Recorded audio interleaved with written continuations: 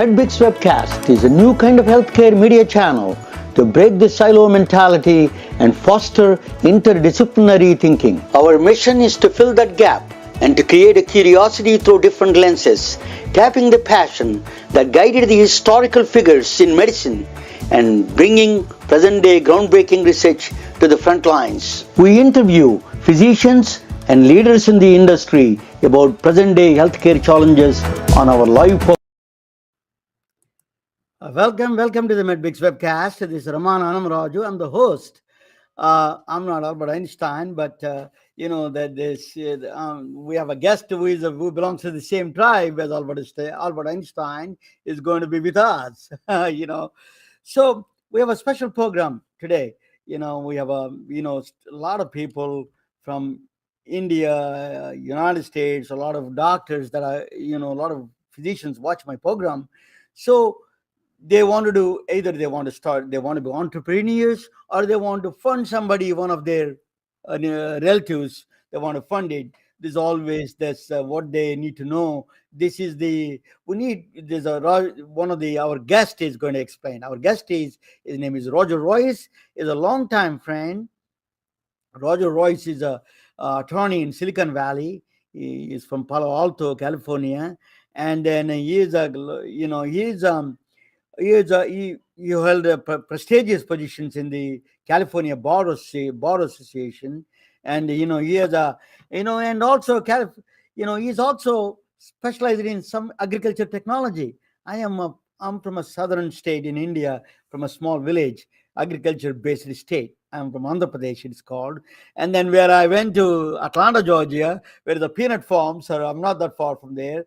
I'm also close to agriculture, both sides. So we can ask him a little bit about the agriculture, but the main focus is the laws related to the startups.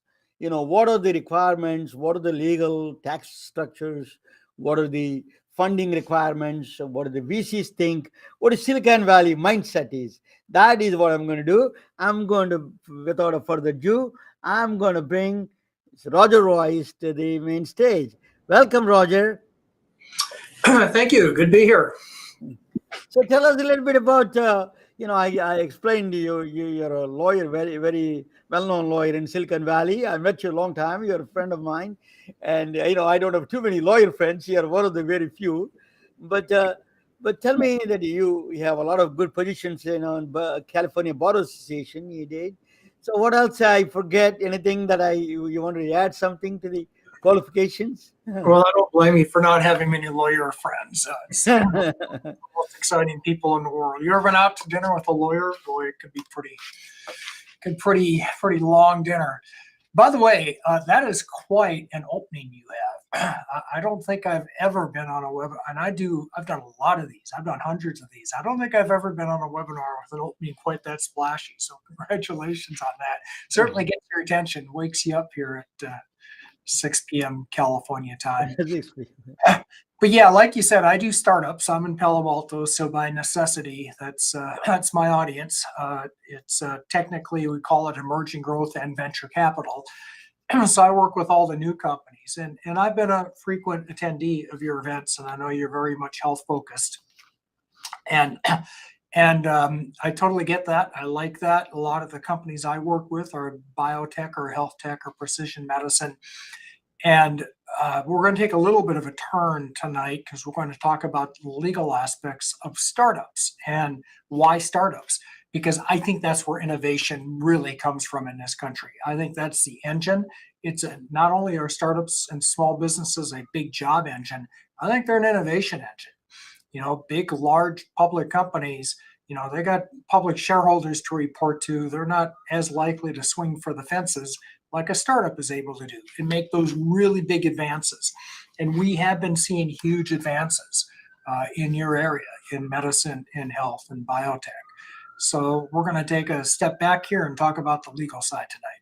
Yeah, I wanted to ask you before we start the legal side of it, that Silicon Valley Bank is a big drawback in the Silicon Valley. Everybody is around the country and around the world are talking about.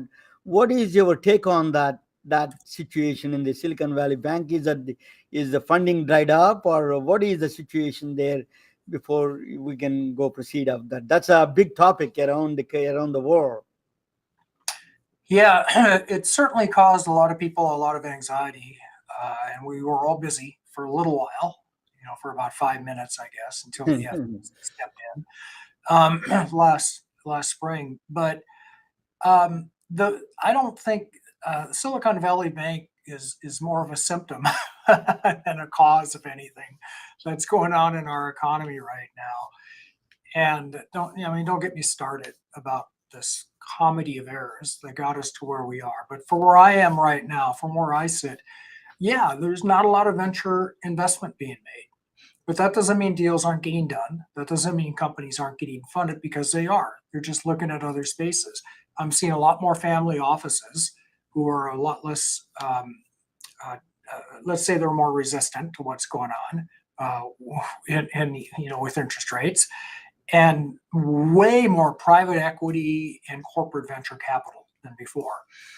And that is something that, in the old days, and by the old days, I mean like a year ago or maybe a couple of years ago, people come to me and say, geez, should I go out for corporate venture capital? And I'd say, well, it wouldn't be my first choice.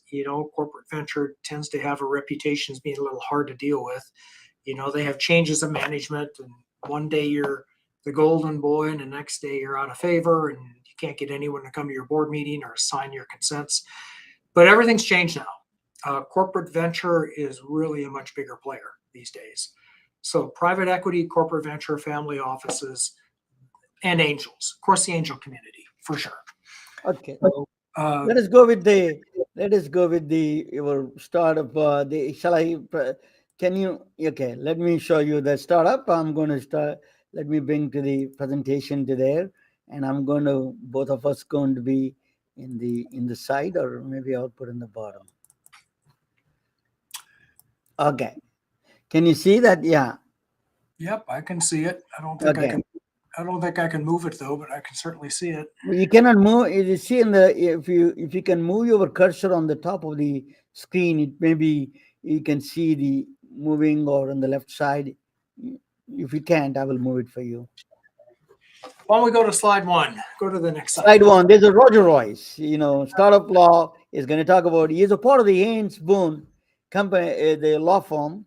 Tell us a little bit of Haynes Boone. You want to say that a little bit more about that company, or you want to? Yeah, so briefly, I've been with Haynes Boone about 3 years. Up till then, I had my own firm for the last 15 years.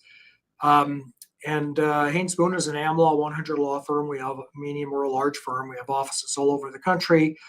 However, I am in Palo Alto, and I do emerging growth and venture capital. And almost all of my clients are tech companies in a variety of industries. But we've got enormous depth, so I can take them from start all the way to IPO, and I have done so even this year in this market. Okay, I'm just going to go through a handful of issues over the next hour that I think you all ought to watch out for. And this is just geared to the startup founder or the investor. And these are kind of the major legal issues that come up in your company, because these days it is just so easy to do everything yourself. You can go online and you can form your own company. You can download your own documents. You can get in all sorts of trouble. So let me just kind of give you the top things to watch out for.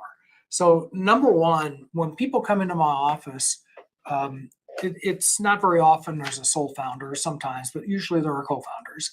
And they sit down in my office, and they have an idea, or they have something that they want to put in, they want to wrap inside a corporate vehicle and then go out and get financing, and and then we all get rich. But the very first question I'm going to ask people is, are you sure that you own this idea and you own this intellectual property that you're about to monetize? Because almost always they have a day job and they develop this on nights and weekends. And that's fine. That's okay. However, what we want to avoid is them commercializing a product or an idea that belongs to their current or past employer. And here in California, we've got a really good rule for this. In fact, it's statutory. You can't even contract out of it, like a lot of things in California. And that is our Section 2870 of the Labor Code. And it's pretty simple, right? The idea for it to belong to you and for that IP to belong to you has to be developed on the employee's time, not the employer's time. The employee cannot have used the employer facilities, so you weren't doing it at work, typing on their computer, using their lab equipment, etc. Thirdly, not related to the employer's business.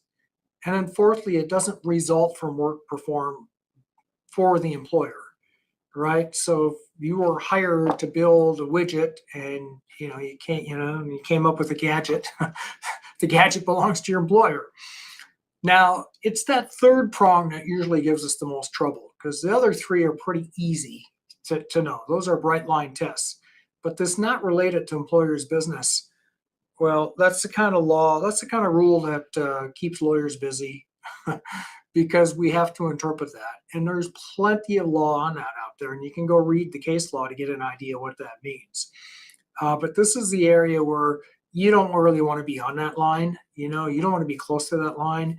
You want to be bright line, one side or the other.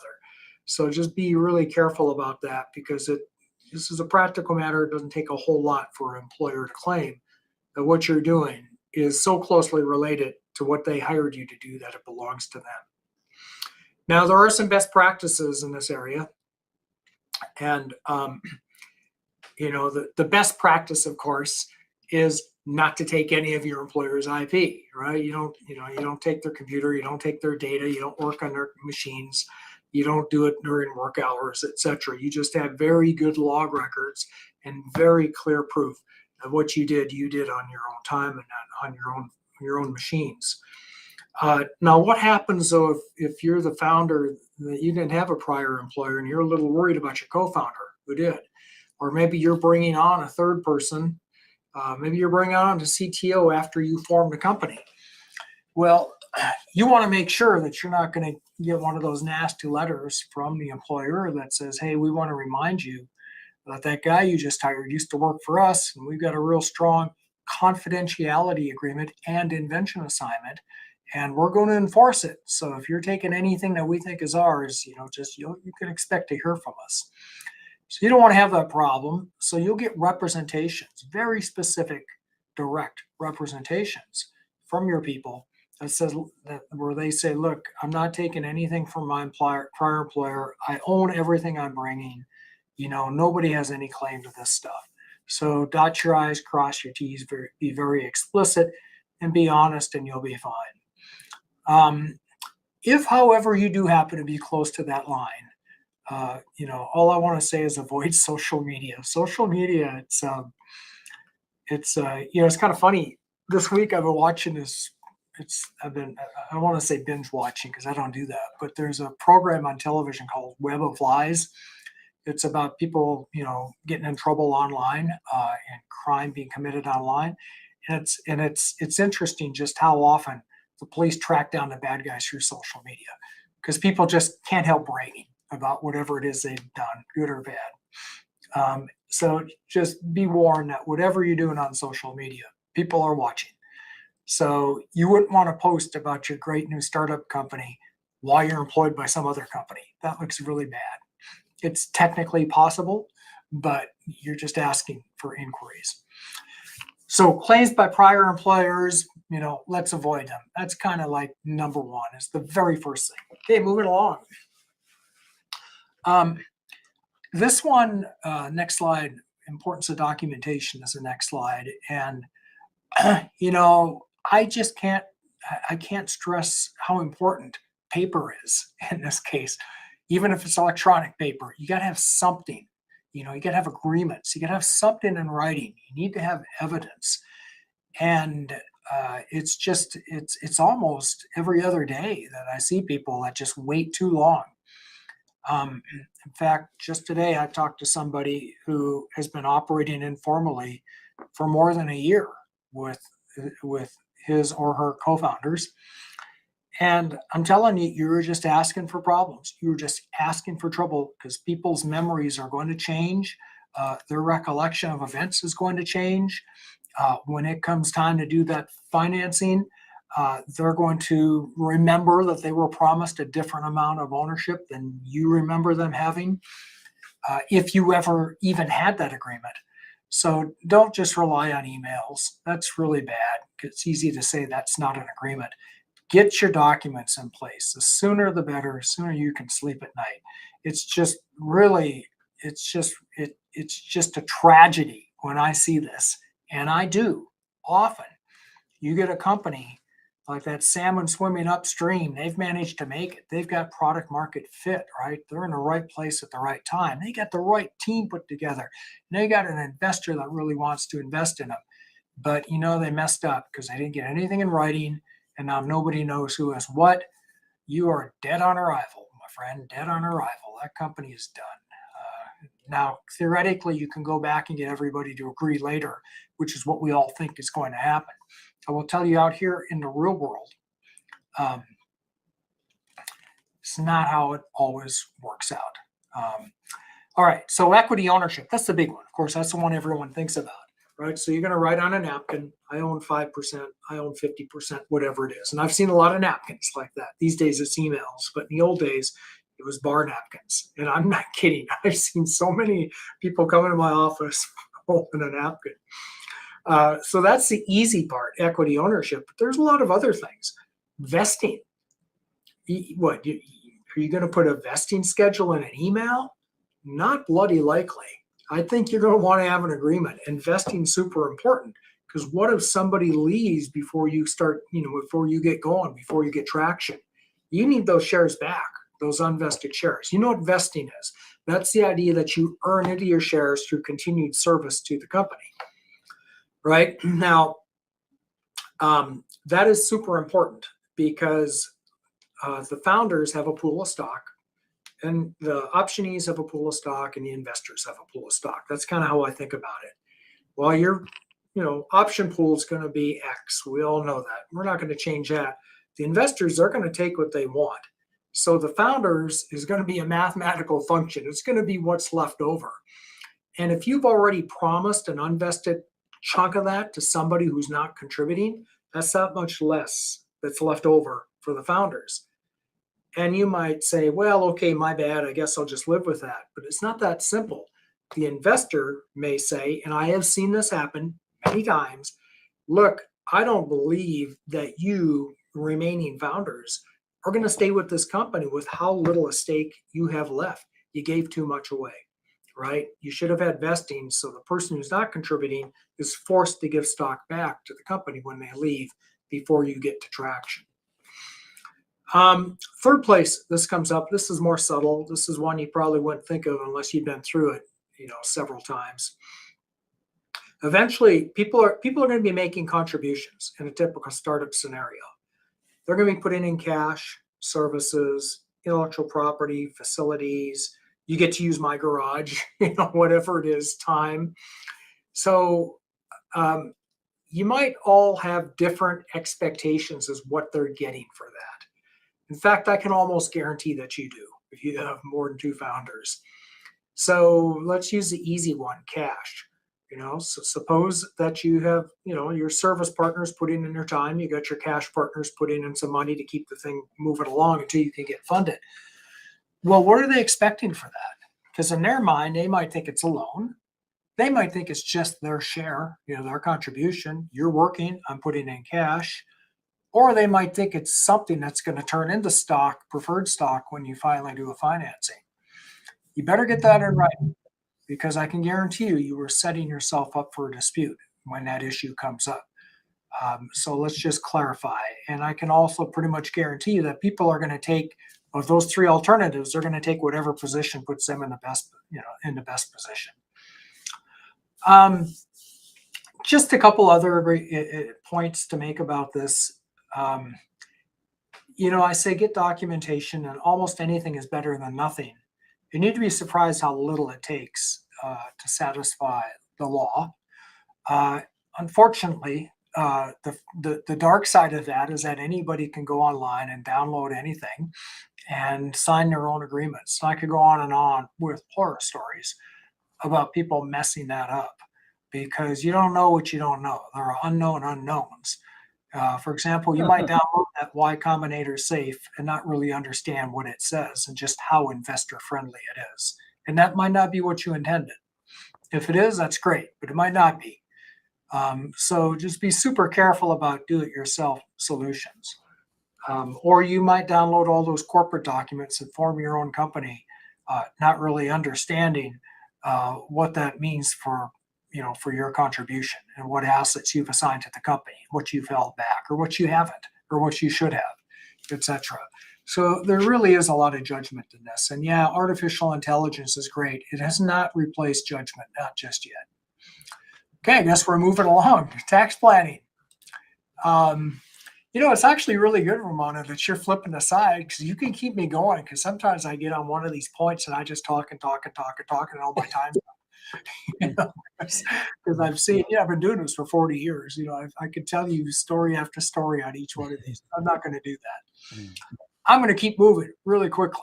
And if people have questions and want to make this interactive, I'll let you, tell Ramona.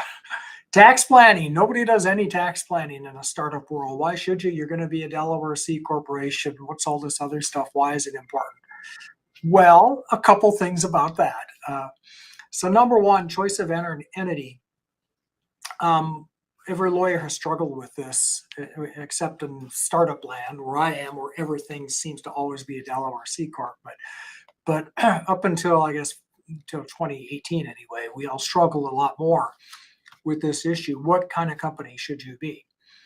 And we all have rules of thumb, but there was surprisingly very little thought is often put into this decision.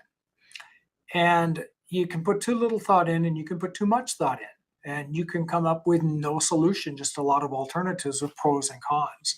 And that's not very helpful to you as an entrepreneur either. And I've written, articles and blog posts, and you can go online, and you can find just tons and tons of commentary on all of these really interesting legal issues. But I don't think that's what you want is a lot of legal theory. You want a solution. So I'm going to give you a really easy rule of thumb. This just kind of came to me one day, probably in the shower or something. It was just an epiphany that here's my rule of thumb. If you are a go big or go home company, then you should be a Delaware C Corp. What do I mean by that? I mean my typical Silicon Valley startup. We're going to form a company. We're not going to make any money for a long time because we're going to get funding and we're going to use that to build our user base. And then we're going to sell the thing and hopefully never have any taxable income between now and sale. And we all have a big capital gain at the end that we may or may not get taxed on. If we don't get that funding, we're not going to have a company. We're going to have a big smoking crater in the ground, all right? So go big or go home. We're either going to, it's either going to be the next big thing, it's going to be a huge success, or it's going to be nothing. There's no in between. That's a Delaware C Corp. If you need venture capital to get you where you need to be and the payoff is potentially humongous, that's a Delaware C Corp. Let's just start with one. That's easy. That's most of my clients. On the other hand, if you're a lifestyle business, right? If you operate a yogurt shop down on the corner and you're going to make money from day one and you're going to provide a pretty good living for yourself and you're going to run it for 20 years and then pass it along on to your kids, well, that's not a C Corp. That would not be tax efficient. That's some other kind of entity. That's a pass-through, an S Corp or an LLC. And I won't get into the intricacies of the tax. All I'm saying is that this takes a little thought. You got to figure out which category you're in. And a lot of my clients, they come to me and they say, you know what? I could be both. I could be profitable right away because we have a big service element. On the other hand, I could get funding. In fact, I want to. I want to try both. I want to go down both paths. I don't know how this is going to go. That's when I use a limited liability company because it's super easy to incorporate that later. Now, I say super easy, but just keep in mind there are some traps when you do that. There are some tax traps. So, we just have to be careful about that. And it's really not an option if you've got foreign founders or foreign stakeholders. There's tax reasons it's possible, but not optimal. Let me put it that way. So, but otherwise, if not for those things, I'll do an LLC and we'll convert it later. And when do we convert it? We convert it when we do a financing, or we convert it when we get too many safes and you start to look too much like a corporation. Then we get really careful on the conversion that we don't trip up any tax rules, because it's possible to do that. So it is complicated. Got to warn you, flexibility is complicated. Just keep that in mind. That's a maximum mind. The more complexity you can live with, the more options you have, the more flexibility you have. This is example. Now, the final thing I'll say about tax planning, since we're already talking a lot on this slide, is the four greatest letters that ever entered the Silicon Valley, QSBS, qualified small business stock. It is the biggest giveaway I've ever seen. And it is really such a huge benefit to investors. I think that is part of what's fueling a lot of the angel fueled startup growth, which is a very good thing for this country, no doubt about it. But part of what's fueling it is the qualified small business stocks exemption. What is that? If you, as a founder even, or an investor, or anybody who buys stock in a company or gets stock for services, property, or cash, if that stock is QSBS and you hold it 5 years and then you sell it, you don't pay any federal tax on the gain up to the greater of $10 million or 10 times your basis. Okay, think about that for a minute. You can have a tax-free exit. If you're unlucky enough to be in California, you're going to pay state tax, of course. But as a federal matter, no federal tax. That's a huge gimme. And investors know that. And investors love it. And investors want you to make sure that they're going to get that. So just be careful about that, because it's very cookbook. And you have to jump through a bunch of hoops to get there. And I give those opinions regularly. And then there's a bunch of things you can't do that are very counterintuitive to maintain that status. So I just want to point it out. All right, let's move on to the next slide. So see there, tax planning is something that, we shouldn't just take a pass on. We have to put a little thought into it. Employment laws. We need to be careful, especially in startup land, because startup companies don't have a lot of cash. They don't really want to pay workers' compensation premiums. They don't want to pay payroll taxes. They don't want to pay their payroll service provider, to set up, accounts, etc. So they just misclassify everybody and treat everybody as independent contractors. That's another dead on arrival issue. That's an issue that could, kill the company. And the way I like to describe it, I don't know how many of you have ever listened to Reid Hoffman's podcast, Masters of Scale.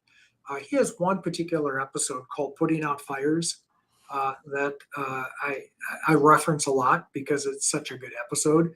And he talks about when they were building PayPal. And in any startup, you're going to have all these problems. Some of them deserve your attention and some technically do, but practically they don't. You got to let those fires burn because they're relatively small. Other fires are huge. They're the California forest fire. They're forest fires. You can't ignore those because they're going to take down your whole company. So when it comes to employment laws, I think of things like, I don't want to give you an example of a problem you should ignore because, otherwise someone's going to ignore it and then blame me. But I'll give you an example of a problem that is a forest fire, and that's misclassification. Because if you get that wrong, that can bring down your company. You could be sued under our class action lawsuit statutes. In other words, somebody can sue on behalf of themselves and all other similarly situated. And what are they going to get? They're going to get overtime. They're going to get waiting time. They're going to get vacation pay, or all that stuff that they were entitled to. Meal and lunch breaks, maybe not vacation if you didn't have an agreement on that, but meal and lunch and lunch breaks, all the stuff that's statutorily mandated. That can be huge. That can be really huge. Plus, you could have the taxing authorities after you because they're going to want back taxes that, of course, the putative employee did not pay. Now they're going to look into you, the employer, the startup company, to pay it. Workers' comp is going to be wanting their premiums. And by the way, workers' compensation is one of the few government agencies that will use the criminal statutes to enforce compliance with their obligations. And that's bad like you wouldn't believe. And then finally, California has a relatively recent wage theft law where they will go after the promoters of companies if your company doesn't pay its wages. So you got all sorts of problems if we get this wrong. So you can't get this wrong, and that's the big takeaway. And I'm talking mostly about California because this is a very tough state on misclassification, but it's state by state, and we now have the Department of Labor, federal Department of Labor, kind of getting involved much more in labor law in this area than they used to be. And for example, they've been bringing enforcement actions related to to non-competes, which are illegal in California most of the time anyway, but maybe overly broad non-solicit agreements. I'll talk more about that later. Let's just say that there is a developing area of federal labor law, and the developing area of federal labor law really wants to, the Biden administration really wants to adopt the California rules nationally. And for those of you that are not in California, you are not going to believe it until you see it. I know that because I see lawyers come into this state from other states, and I explain to them what the rules are, and they never believe it. They just don't believe it. They say, nah, that just can't be. That just can't be. You can't get an employee to agree to that, right? Is it that hard to enforce an arbitration agreement? That just can't be. Well, I'm telling you it is. So, and just stay tuned because there is a movement that is gaining it's gaining momentum to make the California rule the federal rule. Okay, next slide. Okay. IP protection. IP protection. This is a big one for my clients because they're all tech companies, right? So, where to begin? So let's begin with, there's a lot to talk about here for sure. So we all know about patents. So number one, I'm a big believer. I'm not a patent lawyer. Okay. I know when to call patent lawyers, but I'm not a patent lawyer. Nevertheless, I want my clients to be valuable. And I want them to get funding. I want them to get a good valuation. And I want them to not be taken out of the game when a competitor's patent pops up. So I'm a big believer in patents. All right. Patents give you a lot of protection. The problem with patent, of course, is that the protection is limited to a certain number of years. You will eventually, when the patent issue go public, what you've done, so everyone can see it. That means your big, humongous, large company competitor is going to know exactly how you did it. And maybe they'll infringe, and maybe you got the money to sue them or not. So there are some issues, with patents. What's the alternative? The alternative is trade secret. What is a trade secret? Trade secret is for most of my clients, it is their most valuable asset. Okay, a trade secret, it's proprietary information. So number one, it's information, and it's valuable information. Number two, it's secret. The world doesn't know about it. It's probably what gives it its value. And thirdly, and this is the tough one, you have taken some steps to preserve the confidentiality of that trade secret. Now, the first two prongs are pretty easy. It's confidential, it's information, it's secret, it's valuable. That's pretty easy to prove. Third one is where companies mess this up, right? The third one, have you done enough to keep it secret? So do you have NDAs in place? Do you have NDAs, confidential information agreements, with all your employees and contractors, and NDAs with everybody you show this to? Do you have a good trade secret policy so that not everybody in your company can easily access your trade secret information? Do you have a good cybersecurity system? So you're not making it super duper easy for it to get hacked. You have to take reasonable steps to protect it. And you might be surprised how little it takes to lose trade secret protection.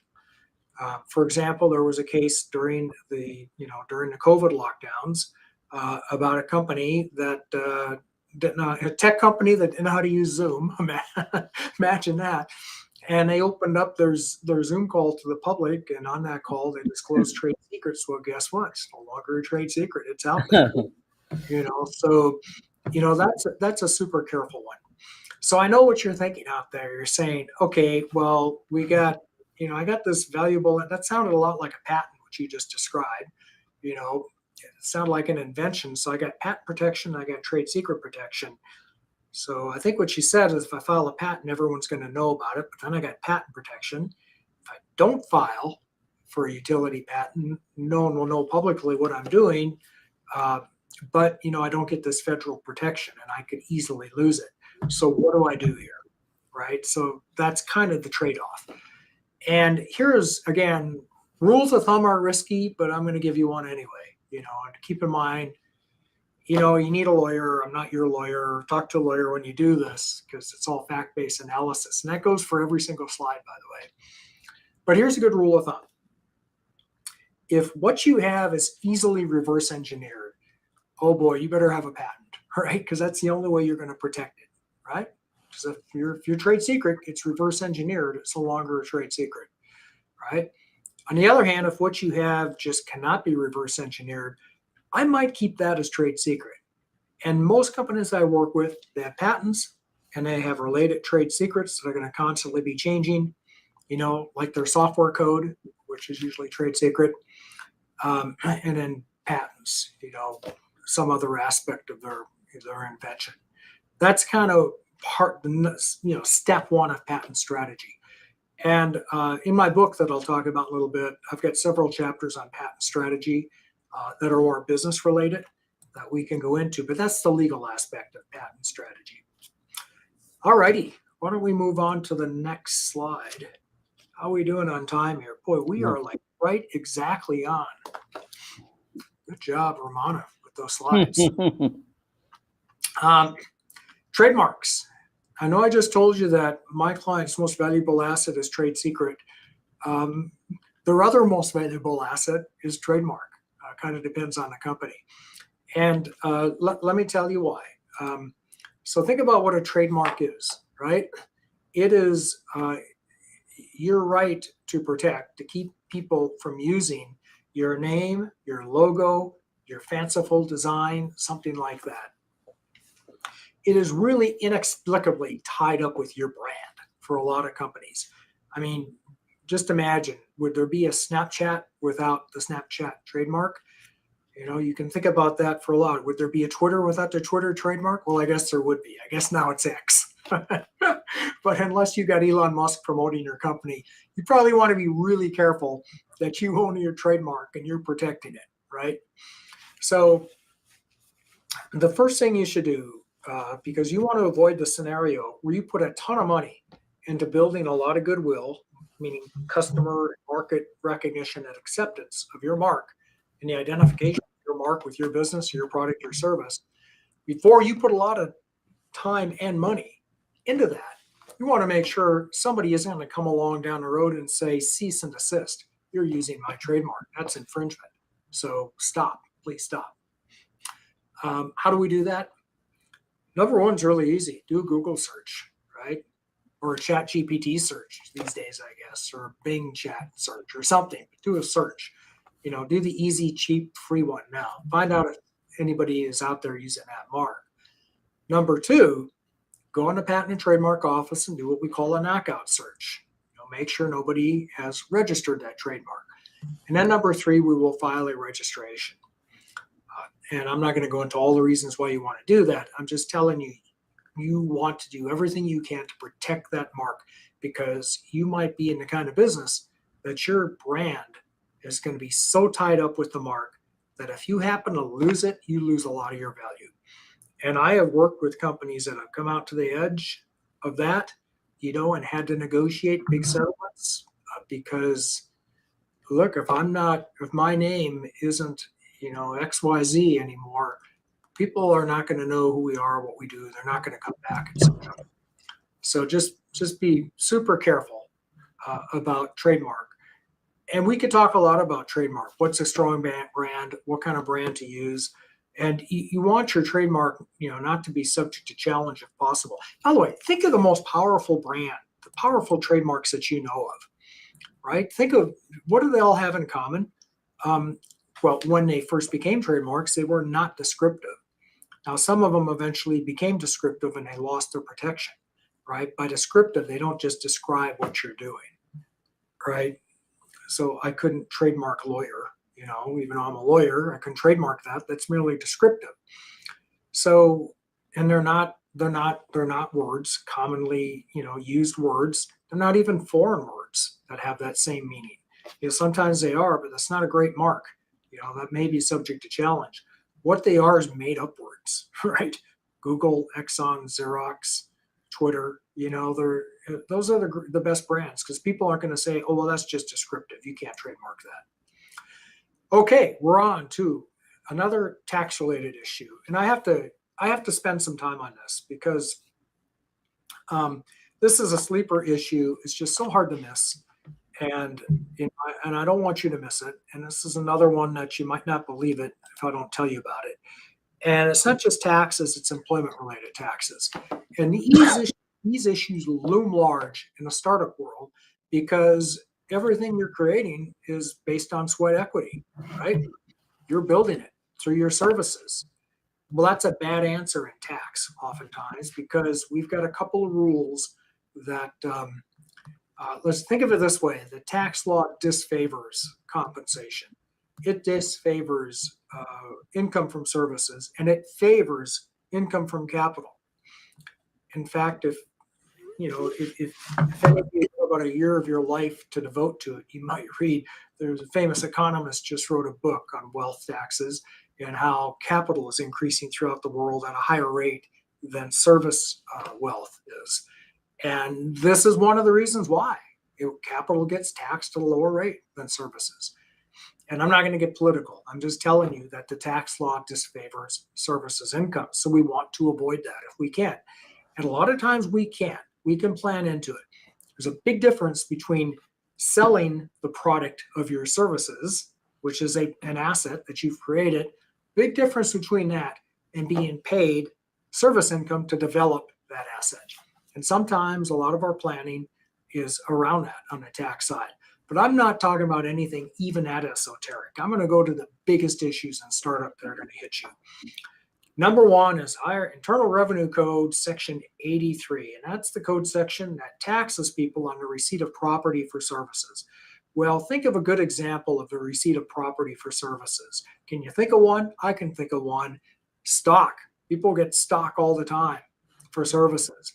That's the wrong answer. We want to avoid that result as much as we can. And there are plenty of ways to plan around that, right? We can get our stock for compensation and tie it to a vesting restriction. So it's, and there's case law that says that's just fine. We got great case law on that. There are ways we can plan into this to avoid tax, but you can't ignore that issue. And where we can't plan around it, or at least not very easily, is if you got a company that's got some traction behind it, it's issued its stock, it's got a little bit of runway, and then we bring in a new person and we give them stock and they don't pay for it like they should. And they end up getting taxed on the value of the stock. Now, I know that there is that's Hollywood attitude in Silicon Valley, that startup companies are worth nothing, almost ever, until you sell them or until you finance them. And you heard it here first, folks. That is some Silicon Valley lore that I think is going to get exploded under what's going on with the IRS, which has just gotten a whole bunch of funding to go out and do audits. And, eventually they're going to pick up on this issue. And you're going to see that valuation assumption challenged. And I'm always nervous about it. I tell people it's an issue. I say, let's kind of dot the I's and cross the T's and be super careful, because eventually, it's just going to take one humongously successful case or audit, and then the floodgates will open. So how do we get around it? Well, we don't have stock for services. We have stock for cash. We have stock for property. Before we leave the employment-related taxes, I'm going to tell you about the second humongous gotcha in this space. and that is IRC Section 409A. And that code section imposes an immediate tax and substantial penalties, both federal and state, for what they call non-qualified deferred compensation plans.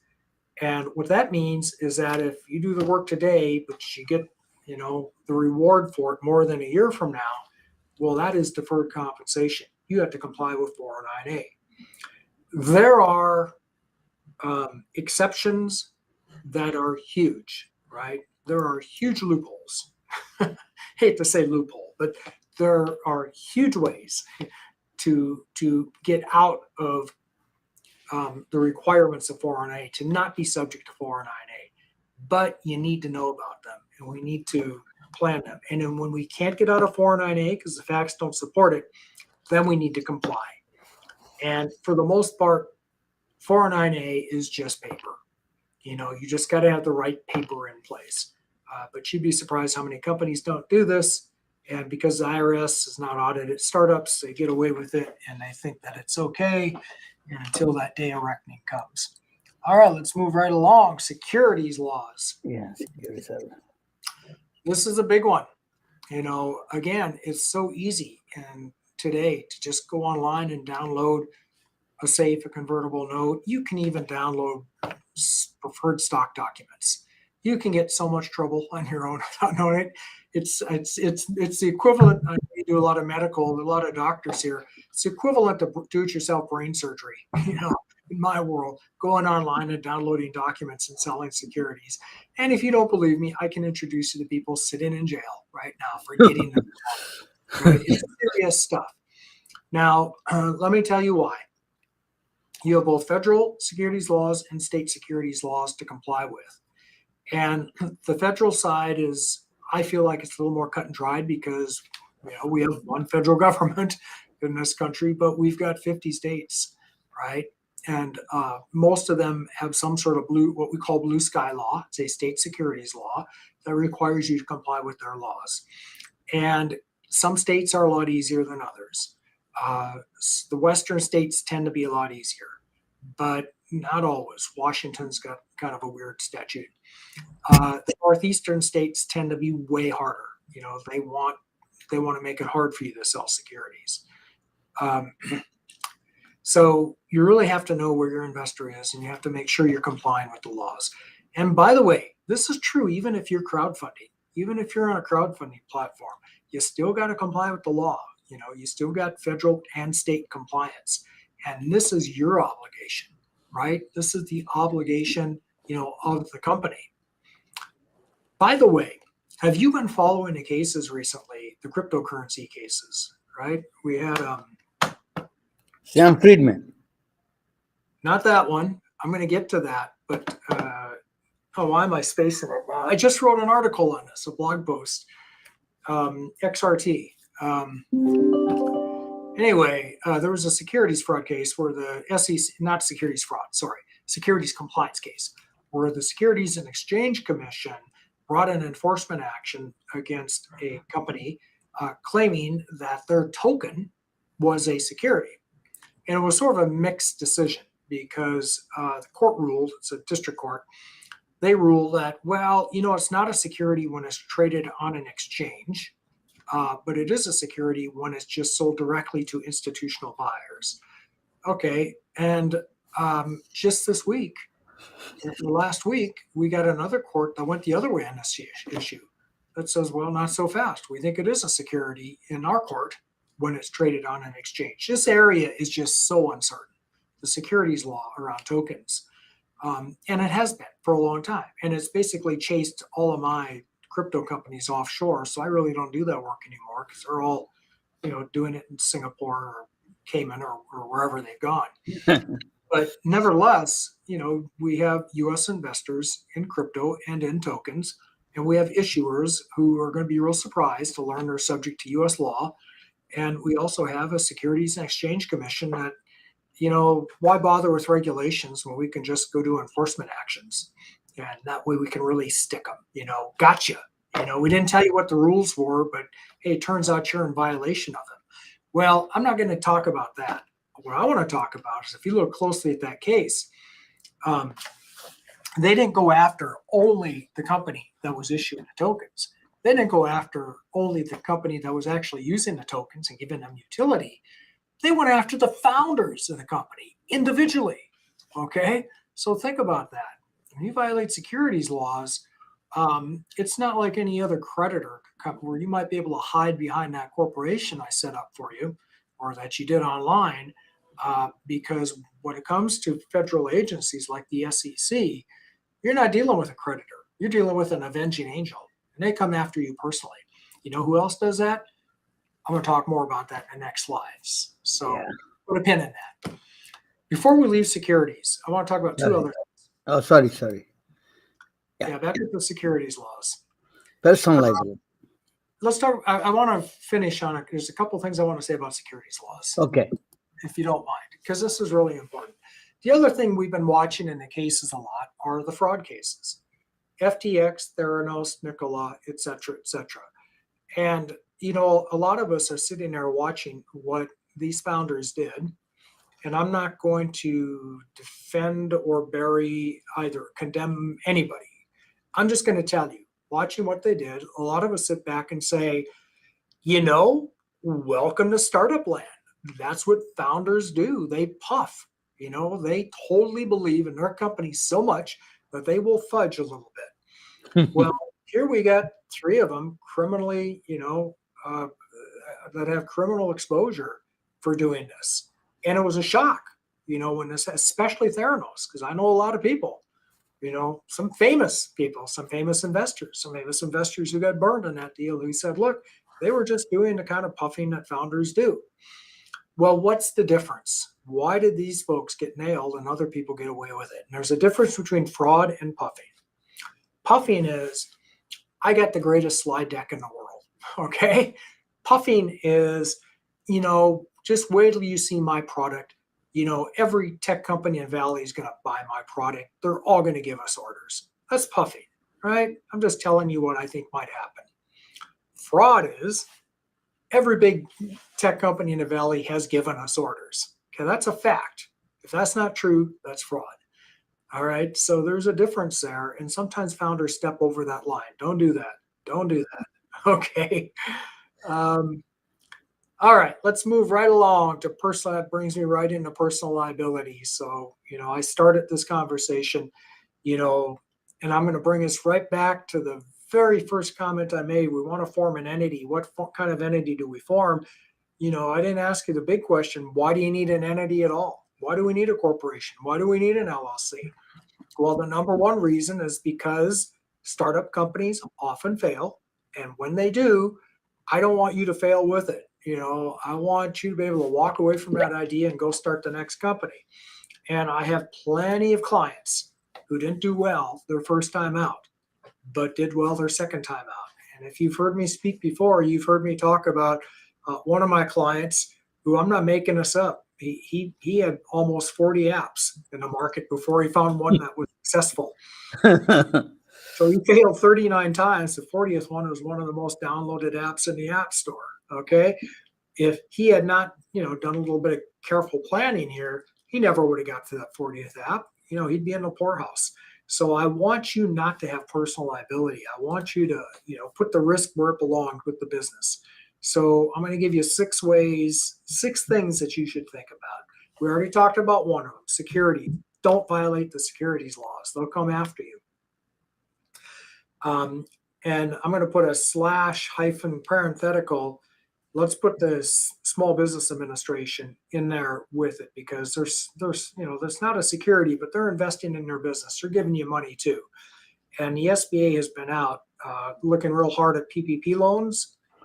And the IRS has been looking at the employee retention tax credits, because people mess those up because those were really hastily put together, not really thought through statutes with regulations that are almost impossible to understand. And people understandably got it wrong, right? And you only had so much time to get your application in and get it. And now the SBA and the IRS is coming along asking for their money back. And they have ways of going after people personally for that. So that tax refund or that PPP loan that you thought was non-recourse to you, well, I hope you did it right. or you might be wrong. So anyway, securities, don't violate the laws. Number 2 big one, taxes. Pay your taxes. You don't want to be sideways of the taxing authorities. And the IRS can be bad. Here in California, the Franchise Tax Board can be worse. And the employment tax people can be the worst. And that's both IRS and here in California, it's the EDD, Economic Development Department. So you don't want to be sideways of employment taxes. You don't want to not pay employment taxes because you will be held personally liable for that. I can almost guarantee you that. And the IRS, they'll go after anybody who had anything to do with it. I'll show you cases of bookkeepers being held responsible for the taxes of the employees of the company because, you know, they did the egregious act of keeping the books on this. Wages, you know, there's this concept of wage theft here in California now, and you don't have to get the wage theft. It's just that promoters can be responsible personally for the wages of an employee. By the way, that has really always been the rule here in California under a little-known statute. It's just never been enforced until recently because there's a more recent statute that has a lot more teeth in it. Fiduciary stuff. This is directors and officers. What I would say about this is you really ought to have D&O insurance. I know it's expensive, but if you've got stakeholders, you know, meaning investors or lenders for that matter, really get insured. You know, get insured because if things go bad, they might come after you personally under a theory that you were just grossly negligent with their money or whatever. You don't want that problem. Get insurance because fiduciary is another way they get you. And then fraud we talked about, don't do it. I had a client ask me one time, says, how can I ensure that I'm not going to get sued for fraud? You know, given all these terrible stories you told me. And I said, I got an idea. Don't commit fraud. Okay. You can insure.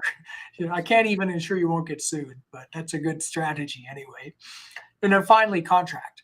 So in other words, if you sign a lease, your landlord's probably going to want you to guarantee it. Try not to if you can, especially those big leases, because that's how they'll get you. They'll say, look, you agree, you know, you contract it. So where are we on time? We are right at the top of the hour. So at the top of the hour.